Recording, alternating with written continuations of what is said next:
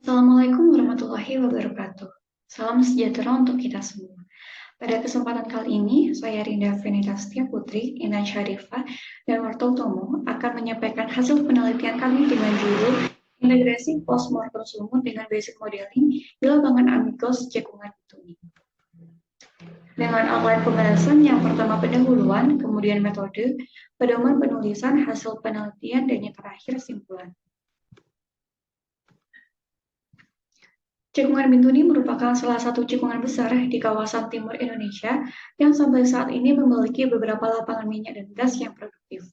Sejak tahun 1939, eksplorasi di Cekungan Bintuni telah dimulai dengan dilakukannya pengeboran sumur Wiryagar 1 dengan status dry hole. Dry hole merupakan suatu kondisi di mana sumur yang telah dibor ternyata tidak menghasilkan hidrokarbon dalam jumlah yang ekonomis. Oleh karena itu, penelitian lebih lanjut di lapangan Amigos Cekungan Bintuni perlu dilakukan dengan melakukan analisis postmortem untuk mengetahui mengapa sumur yang telah dibor tidak menghasilkan hidrokarbon dan juga pemodelan cekungan atau basic modeling untuk mengetahui dari kematangan batuan ini. Berikut adalah stratigrafi dari Cekungan Bintuni dengan batuan dasar berupa formasi Kemung, batuan induk formasi Ainim dan formasi Tipuma, untuk reservoir formasi Kamelangan dan juga formasi Kais, serta batuan penyekat berupa formasi Jas, formasi Steenkool, dan juga formasi Selig. Untuk data yang kami gunakan adalah data Warley-Log, kemudian data Matlock, dan data geokimia dari 3 sumur, yaitu sumur TD2, AD2, dan sumur WD1. Di mana sumur TD2 dan AD2 ini merupakan sumur dry hole, dan untuk WD1 berupa gas discovery. Selanjutnya adalah diagram alir penelitian ini. Untuk data Warley-Log dilakukan untuk analisis petrofisika, kemudian data Matlock digunakan untuk analisis gas kromatograf, dan data geokimia digunakan untuk membuat pemodelan cekungan. Setelah itu dilakukan evaluasi petroleum system dan juga analisis postmortem. Selanjutnya adalah hasil penelitian. Yang pertama adalah hasil analisis petrofisika. Dari hasil analisis petrofisika ini, formasi Ainim, Tipuma, dan Kembelangan adalah reservoir untuk gas, serta formasi Kais di sini berupa reservoir untuk minyak. Dengan hasil properti petrofisika, volume shell, porositas, dan juga saturasi air seperti yang terdapat pada tabel. Selanjutnya adalah analisis gas kromatograf dengan menggunakan metode Bixler di sumur TD2 dan sumur AD2. Untuk sampel di sumur TD2 dari formasi Tipuma, Kembalangan, dan formasi Jas masuk ke dalam zona minyak, dan sampel dari formasi ID masuk ke dalam zona tidak produktif. Untuk sampel di sumur AD2 dari formasi Kais dan Faumai masuk ke dalam zona minyak, dan sampel dari formasi Jas masuk ke dalam zona gas. Untuk analisis gas kromatograf di sumur WD1 menggunakan yang dari tabel dapat diketahui jika hasil analisis gas rasio memiliki hasil yang sesuai dengan hasil tes dengan hasil dominan berupa gas atau kondensat. Selanjutnya adalah analisis potensi.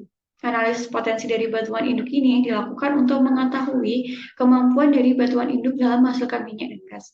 Berdasarkan analisis potensi diketahui bahwa formasi Ainim dengan umur permian di sumur TD2, AD2, dan WD1 memiliki kualitas batuan induk dari buruk hingga sangat baik dengan nilai TOC sebesar 1 hingga 3%. Untuk HI, nilainya berkisar antara 25 hingga 300 dan potensi hidrokarbonnya dapat dihasilkan berupa minyak dan gas. Baik, selanjutnya adalah analisis kerogen. Analisis kerogen dilakukan untuk mengetahui jenis kerogen pada batuan induk. Berdasarkan analisis kerogen diketahui bahwa formasi Ainim dengan umur permian dari sumur TD2, AD2, dan juga WD1 memiliki tipe kerogen yaitu 2 atau 3 dengan produknya berupa minyak dan gas. Berikutnya adalah analisis kematangan yang dilakukan untuk mengetahui tingkat kematangan batuan induk, di mana berdasarkan analisis kematangan diketahui pada formasi Ainim dengan umur permian di sumur TD2, AD2, dan juga WD1 memiliki tingkat kematangan dari immature hingga post-mature. Kemudian adalah hasil dari pemodelan cekungan atau pemodelan kematangan. Yang pertama, pemodelan kematangan pada sumur TD2 memiliki nilai reflektansi vitrinit yang kurang dari 0,55% RO yang termasuk dalam tipe imager yang jika dikaitkan dengan ketebalan star 3V formasi ainim, sumur ini memiliki ketebalan yang lebih tipis dibandingkan sumur yang lainnya. Hasil pemodelan kematangan pada sumur AD2 pada gambar sebelah kanan menunjukkan bahwa titik sumur ini telah matang pada formasi ainim di umur Pliocene sekitar 5 juta tahun yang lalu dengan nilai reflektansi vitrinate atau RO sebesar 0,55 hingga 0,7% RO dengan warna hijau tua. Dan yang terakhir adalah pemodelan cekungan untuk sumur WD1, di mana menunjukkan bahwa titik pada sumur ini matang pada formasi ainim di umur Miocene akhir sekitar kurang lebih 7 juta tahun yang lalu dengan nilai reflektansi vitrinate atau RO sebesar 0,55 hingga 0,7% RO dengan warna hijau tua. Dan selanjutnya adalah analisis dry hole, di mana dry hole di lapangan amigos dapat disebabkan oleh beberapa faktor antara lain migrasi hidrokarbon dari kitchen area belum sampai ke daerah sumur TD2 dan juga AD2. Kemudian sumur TD2 dan AD2 tidak 100% dry, terdapat indikasi gas show di beberapa titik dengan jumlah yang tidak signifikan.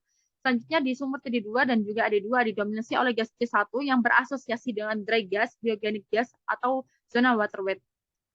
Selanjutnya adalah analisis petroleum system, di mana batuan induk pada cekungan bintuni terdapat pada formasi ainim, formasi tikuma, dan formasi kembelangan. Kemudian untuk reservoir pada lapangan amigos terdapat ke dalam 4 formasi, yaitu formasi ainim, formasi tikuma, dan kembelangan sebagai reservoir gas, serta formasi kais sebagai reservoir minyak. Kemudian untuk batuan penyakat pada cekungan bintuni ada di dua formasi, yaitu pada batu lempung dan batu serpi dari kembelangan atas, dan juga bawah jurah hingga Eosen akhir sebagai penyekat gas yang terperangkap di reservoir batu pasir kembelangan atas dan bawah, batu lempung di Miocene akhir hingga Steenkool. Kemudian ada batu lempung di Miocene akhir hingga Steenkool yang menyekat minyak pada reservoir batu kapur New Guinea. Selanjutnya adalah analisis petroleum system chart untuk arah migrasi hidrokarbon di lapangan amigos, di mana area dapur atau kitchen area terbentuk di bagian tenggara dari cekungan. Migrasi ini terjadi skala 5 juta tahun yang lalu yang arahnya menuju ke barat seperti yang ditunjukkan oleh anak panah berwarna merah.